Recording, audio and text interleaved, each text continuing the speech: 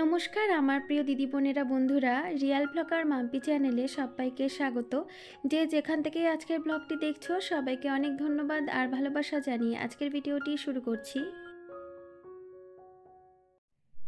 আমার নতুন বাড়িতে আসার পর তোমরা অনেকেই বলেছিলে কিচেনটা কেমন ঘুরিয়ে দেখানোর জন্য আর কিচেনটাকে কিভাবে গুছিয়েছি। তো যবে এই বাড়িতে এসেছিলাম সেদিন মোটামুটি কিচেনটা ক্লিন করে ঢুকেছিলাম ঠিকই, কিন্তু এতদিন আর সেইভাবে গুছিয়ে নেওয়া হয়নি। একটা জায়গাতে নতুন এলে তারপরে একটা কিচেনকে মনের মতো ভাবে গুছিয়ে নেওয়াটা কিন্তু চারটিখানির কথা নয়। আর সত্যি কথা বলতে একবারে সেটা সম্ভবও হয় না, কারণ অনেক কিছু চিন্তাভাবনারও বিষয় থাকে, কোথায় কি রাখবো। সীমিত জায়গার মধ্যে সীমিত জিনিস দিয়ে সেটাকে গুছিয়ে রাখাটা একটু চাপের ব্যাপার, কারণ নিজের বাড়িতে যেইভাবে কিচেন ইচ্ছে করলেই গুছিয়ে রাখা যায় বা চাইলে কোনো একটা জিনিস হ্যাঙ্গিংয়ের ব্যবস্থা থাকে বা করে নেওয়া যায়, ভাড়া বাড়িতে তো সেটা সম্ভব নয়। তো সীমিত জায়গা সীমিত জিনিসের মধ্যে কিভাবে কিচেনটা গুছিয়েছি সেটাই তোমাদেরকে দেখাবো। তো আজকে সকালবেলা থেকেই কিচেন পরিষ্কার করার কাজ শুরু করেছি। এটা কিন্তু আমার মাথার বড় একটা হেডেক, কারণ কোনো কিছু যখন ক্লিন করতে শুরু করি আমার ভীষণ টেনশন হয় যে কবে শেষ করতে পারবো আর একা একা কতটা করতে পারবো না পারবো। তো আগের কিচেনের থেকে আমার এই বাড়ির কিচেনটা কিন্তু মোটামুটি বড়ই আছে। আর ভাড়া বাড়িতে কিচেন যতটা হয় সেই তুলনায় আমি দেখেছি আমার এই বাড়ির কিচেনটা যথেষ্ট বড়। অনেক সময় হয় না, বাড়িটা হয়তো ভালো কিন্তু ছোট্ট একটা জায়গা দেওয়া থাকে রান্না করার জন্য, সেক্ষেত্রে খুব অসুবিধে হয়ে যায়। আমার যেহেতু জিনিস একটু বেশি, তো আমার আবার অতটুকু কিচেনের মধ্যে কাজ করা সম্ভব হয় না। আর কিচেনটা একটু বড় হলে না তাহলে পরিষ্কার করতেও সুবিধে হয়, সবসময় পরিষ্কার পরিচ্ছন্ন রাখতে ভালো লাগে। তো কাউন্টার টপটা আমার এই কিচেনের অনেকটাই লম্বা, কিন্তু চওড়ার যদি স্পেসটা বলি তাহলে খুবই কম। মানে লম্বার দিকটা অনেকটা বেশি, চওড়ার দিকটা অনেকটা সরু হয়ে থাকে।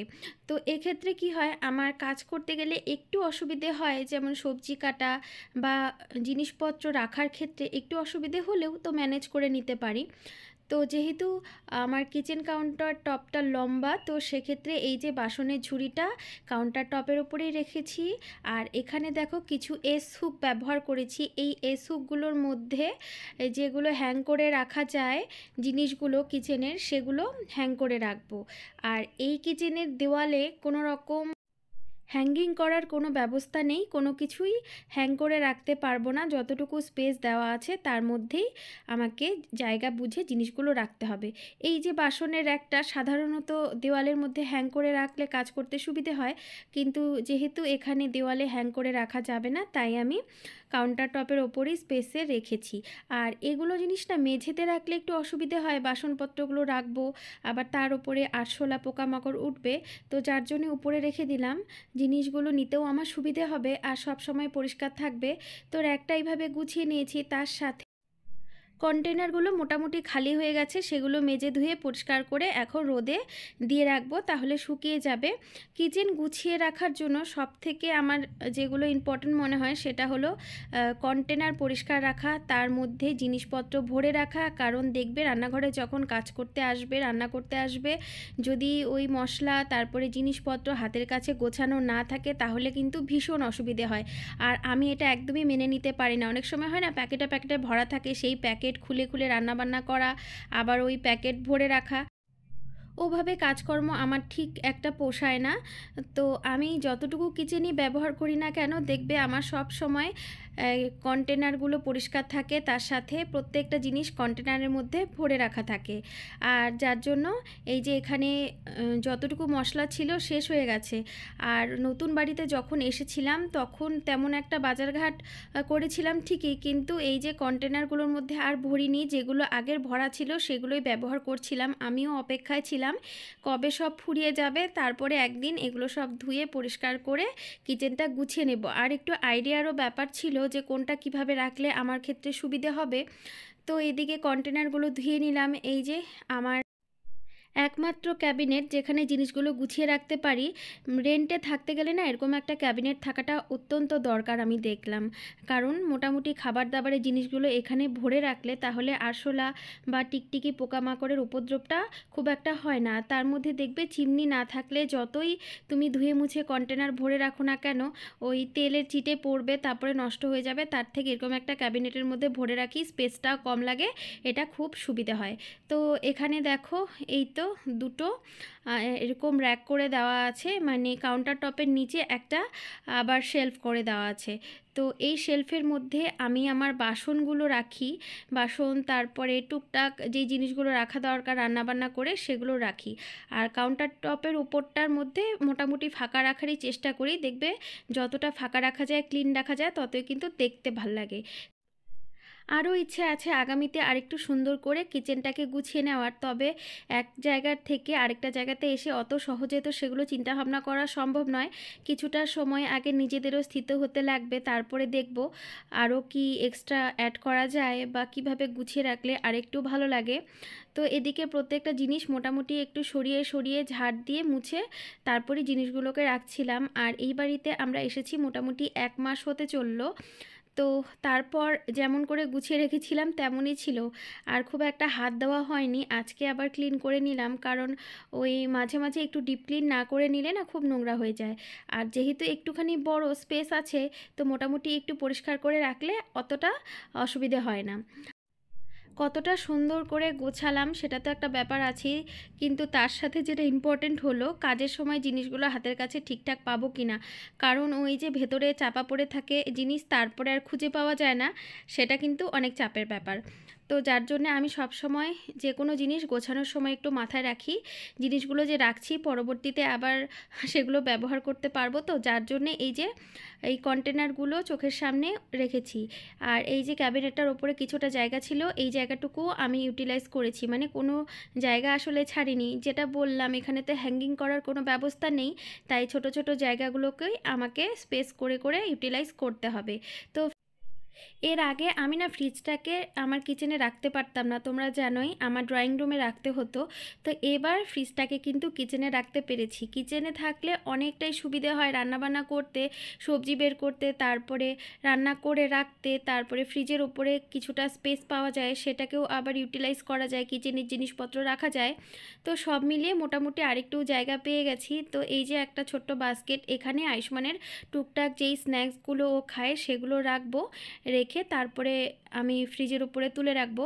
তার সাথে তোমাদের দাদার কিছু দরকারি জিনিসপত্র একটা বাস্কেটের মধ্যে রেখেছি, আর রেখেছিলাম কিছু ওষুধ। তো আমি যখন ফেসবুকে ভিডিওটা পোস্ট করেছিলাম, আমার এক ফ্রেন্ড বলেছিল যে রান্নাঘরে ওষুধপত্র রাখতে হয় না, এটা বাস্তবমতে ঠিক নয়। আমার এটা আসলে জানা ছিল না, আমি এইভাবে গুছিয়ে নিয়েছিলাম। পরে যখন শুনলাম, তো তারপরে আবার ভাবলাম না, এটাকে সরিয়ে দেব, আপাতত এখানেই থাক। আর এদিকে দেখো আমার সব কন্টেনারগুলো শুকিয়ে গেছে। আর এই কন্টেনারগুলোর মধ্যে মশলা ভরার পরে আমি যেটা করব, গুরুত্বপূর্ণ একটা কাজ যেটা করে থাকি, সেটা হলো একটা ছোট্ট সাদা কাগজের মধ্যে আমি এই যে কি ভরালাম সেটার নাম লিখে আঠা দিয়ে চিপকে দেব। এগুলো যদিও কাগজ ছোট ছোট অনলাইনে কিনতে পাওয়া যায়, তো আমি আর অত কিছু খরচা করিনি, ঘরে ছোট ছোট করে কাগজ কেটে আঠা দিয়ে এই জুড়ে দিয়েছি। কারণ ধনে গুঁড়ো, তারপরে লঙ্কার গুঁড়ো, জিরের গুঁড়ো, কাশ্মীরি লঙ্কার গুঁড়ো, এই জিনিস কটা, তারপরে গরম মশলা গুঁড়ো আমাকে ভীষণ কনফিউজড করে দেয়। কারণ ধনে গুঁড়ো, জিরে গুঁড়ো আর গরম মশলার গুঁড়ো আমার একই লাগে যদি নাম না লিখে রাখি। এরকম মাঝে মাঝে হয়েও যেত আগে যে এটার জায়গায় ওটা দিয়ে দিয়েছি, যার জন্য এখন আর এই ভুলটা করি না। আর লঙ্কা গুঁড়ো, কাশ্মীরি লঙ্কার গুঁড়ো, এই দুটো জিনিস তোমাদের দাদা ভীষণ ভীষণ মানে গুলিয়ে ফেলে। আমি তো যাই হোক কালার দেখলে একটু বুঝতে পারি, ও একদমই বুঝতে পারে না, যার জন্য আমার কিচেনে মানে একটা খুব আনাড়ি মানুষও রান্না করতে পারবে, মানে সমস্ত কিছু লেখা থাকে, গোছানো থাকে। যে কখনো কিচেনে ঢোকেও নি, জানেও না কোথায় কি রাখা থাকে, সে যদি ঢোকে সেও মোটামুটি জিনিসপত্র দেখে, নাম দেখে বুঝে বুঝে রান্নাটা করে দিতে পারবে যে কোথায় কি রাখা আছে। মানে এতটাই গোছানো থাকে, প্রথমত সাজানো থাকে, লেখা থাকে নাম পরিপাটি। আর তার মধ্যে আমার যেই কন্টেনারগুলো ব্যবহার করি সব ভিজিবল, মানে বাইরে থেকে দেখলেই বোঝা যায় এই কৌটো খুলে খুলে দেখার আর ঝামেলাটা থাকে না। আর এর জন্যে আমি কিন্তু এর আগেও তোমাদেরকেও বলি যে কন্টেনার যখন কিনবে না একটু ভিজিবল টাইপের কিনবে, ওই কালারফুল কিনবে না যে ভেতরে কি রাখা আছে খুলে খুলে দেখতে হবে কোথায় কি রাখলে তারপরে ভুলে গেলে, এটা করো না। এই ছোট ছোট কাচের কন্টেনারগুলো কিনলে এগুলো তো সারা জীবন ব্যবহার করা যায় ধুয়ে মুছে পরিষ্কার করে রাখলে, কারণ এগুলো যদি একটু তেলচিটে হয়ে যায় অসুবিধা হয় না, গরম জলে একটু ধুয়ে নিলে হয়ে যায়। আর প্লাস্টিকের কন্টেনারগুলো কিছু বছর পরে নষ্ট হয়ে যায় ঠিকই, আর আমি যার জন্য ওয়ান টাইম ইনভেস্টমেন্ট করেছি বেশিরভাগ ক্ষেত্রেই এই যে কাচের ছোট ছোট কন্টেনারগুলো কিনেছি, আর এগুলো কিন্তু সহজে ভাঙেও না, এতটাই মানে কাচটা ভালো, সহজে যদি এক দুবার হাত থেকে পড়েও যায় আর কি, তাও ভাঙার কোনো সম্ভাবনা থাকে না। গুঁড়ো মশলাগুলোর ক্ষেত্রে তো নাম লিখে রেখেছিলাম, গোটা মশলাগুলো সেটার আর দরকার নেই, বাইরে থেকে দেখেই বোঝা যাচ্ছে যে কোনটা কি রেখেছে। যদিও আমার কিচেনে আমি রান্নাবান্না করি, তেমন কেউ একটা তো ঢোকে না, তো মাঝে মাঝে তোমাদের দাদা একটু ইউজ করে। তো যাই হোক, যেইভাবে গুছিয়ে রাখা থাকে মোটামুটি ওর কোনো রান্না করতে অসুবিধে হয় না। আর অনেকে আছে নতুন সংসার করছে, তো সেক্ষেত্রে তারা কমেন্ট করে কিভাবে কি গুছিয়ে রাখবে। আমি বলবো এই যে মশলার প্যাকেটগুলো খোলার পরে যতটুকু মশলা কন্টেনারে রাখা আছে সেটা রাখলে বাদবাকি যদি বাকি থাকে সেগুলো ক্লিপ দিয়ে আটকে বা গার্ডার দিয়ে আটকে একটা বক্সের মধ্যে ভরে রাখতে, কারণ ওই এখানে একটা সেখানে একটা রাখলে কিন্তু পরে আর খুঁজে পাওয়া যাবে না, এক্সপায়ার হয়ে যাবে। তার থেকে প্রত্যেকটা জিনিস যদি একটা কন্টেনার বা একটা বক্সের মধ্যে ভরে রাখো তাহলে দেখবে কাজ করতে খুব সুবিধা হবে, তোমারও জানা থাকবে জিনিসটা কোথায় আছে আর জিনিসটা নষ্ট হবে না, আর রান্নাঘরটা অনেকটা কিন্তু গোছানো থাকবে।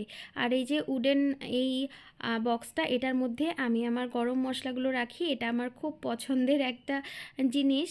তো এখানে গরম মশলাটা রাখলে সবগুলো একসাথে থাকে, দেখতেও বেশ ভালো লাগে। তো পছন্দের জিনিস আর তার সাথে শখের জিনিসও বটে, যার জন্য দেখতে পাচ্ছ অনেক দিন থেকে তোমরা দেখেছো এটা থাকেই আমার কাছে, কিন্তু ভীষণ যত্ন করে রাখি যেন নষ্ট না হয়।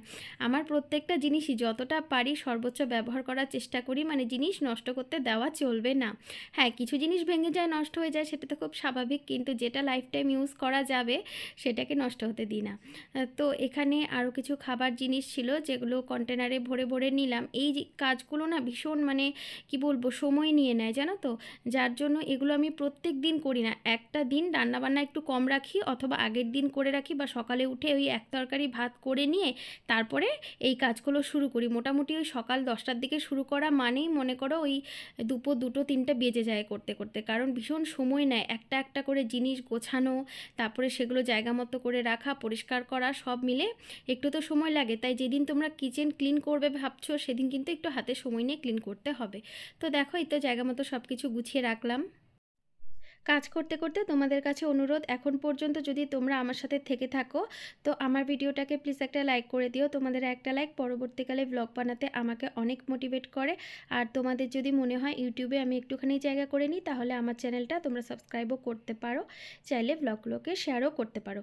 তো ক্যাবিনেটের থেকে না অনেকগুলো জিনিস বাদ দিয়ে দিয়েছিলাম, আগের বাড়িতে যেগুলো কিছু এক্সট্রা জিনিস রয়ে গিয়েছিল সেগুলো দেখলাম যে আর কোনো প্রয়োজন নেই, আর কিছু কন্টেনার একদম খারাপ হয়ে গিয়েছিল প্লাস্টিকের, সেগুলো রেখে কোনো লাভ নেই, যার জন্য সেগুলো ফেলে দিয়ে এই তো একটু ছিমছাম করে গুছিয়ে নিয়েছি, আর কিছুটা স্পেস খালি রেখেছি, পরবর্তীতে যদি আবার কিছু রাখার প্রয়োজন হয় তো রেখে দেব। রেগুলার চা খাওয়ার কাপগুলো এখানেই হ্যাং করে রাখি, কারণ এই হ্যাঙ্গারটা না অনেকটা স্পেস কম লাগে জানো তো, ব্যবহার করতে সুবিধে হয়, আর কাপগুলো পরিষ্কার থাকে আর ছড়িয়ে ছিটিয়ে থাকে না, ভাঙারও ভয়টা কম থাকে। তো রান্নাঘরটা মোটামুটি গুছিয়ে নিয়েছি, ইচ্ছে আছে আগামীতে আরেকটু নতুনত্বভাবে মেকওভার করার। তো একটু সময় দিতে হবে, সবে তো এলাম, আশা করছি আরেকটু সময় নিয়ে সুন্দর করে গোছাতে পারবো। তো চলো আজকের ভিডিওটা এখানেই শেষ করছি, আশা করছি সবার ভালো লেগেছে, টাটা।